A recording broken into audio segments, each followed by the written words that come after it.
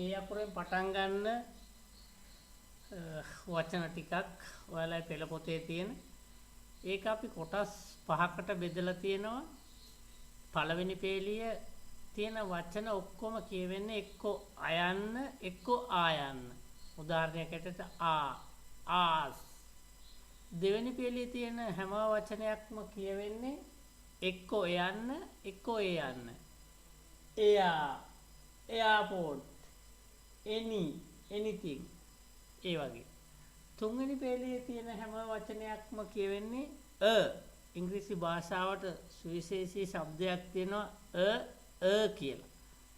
එතකොට ඒක උගුරෙන් වගේ තමයි කියවෙන්නේ. එතකොට about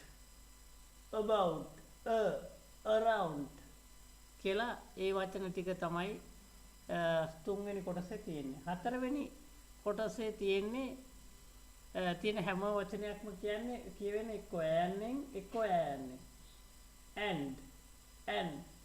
and animal කියලා ඒ වචන ටික. එතකොට පස්වෙනි තීරුවේ තියෙන ටික කියවෙන්නේ එක්ක ඔයන්නේ එක්ක ඔයන්නේ.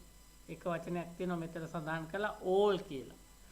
එතකොට මෙතන මේ කොටසේදී ඉගෙන ගන්න තියෙන සුවිශේෂීත්වය තමයි ඉංග්‍රීසි භාෂාවේ දැන් අපි මෙතන අයන්න කියලා සිංහල භාෂාවේ අකුර ගත්තොත් කොතන තිබුණත් සිංහල භාෂාවේ අයන්නමයි කියවෙන්නේ.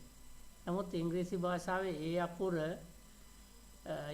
ඒ අකුරම මෙතන ආකාර 5කට උච්චාරණය වෙනවා.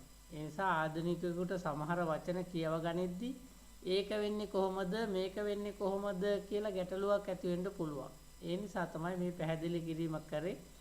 මේක ඉංග්‍රීසි වල හැටි දැනගත්තාම භාෂාව කියවන්න තේරුම් ගන්න පහසු වෙනවා. හරි.